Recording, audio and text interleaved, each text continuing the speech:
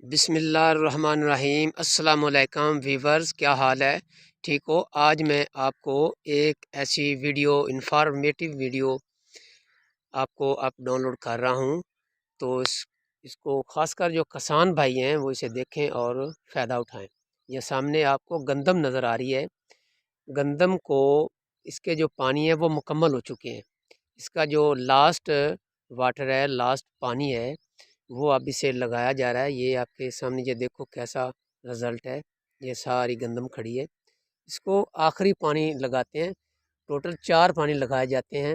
اگر بارش ہو تو پھر 3 پانی لگاتے ہیں، اگر بارش نہ ہو تو 4 پانی لگاتے ہیں۔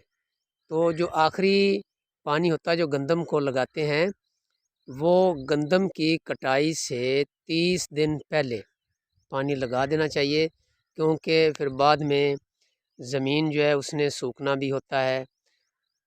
اگر وہ گلی رہ جائے تو جب اس کی کٹائی کریں گے تو اس وقت جو مٹی ہے وہ اگر ہارویسٹر لگائیں، کٹر وغیرہ لگائیں یا ہاتھ سے بھی کاٹی جائے فصل کو داتری سے، تو وہ مٹی آ جاتی ہے، وہ جو دانے ہیں وہ اس میں چلی جاتی ہے۔ لہٰذا اس کو 30 دن کم از کم 30 دن پہلے اس کو پانی لگائیں۔ اگر کم دن رہ گئے ہوں کٹائی میں تو پانی ہرگز نہ لگائیں، تو اس کا رزلٹ بہت اچھا آتا ہے۔ تو اس موقع پہ کسی قسم کی کوئی کھاد، کسی قسم کی فرٹیلائزر جو ہے وہ نہیں لگانی چاہیے۔ تو یہ انفارمیٹیو ویڈیو تھی۔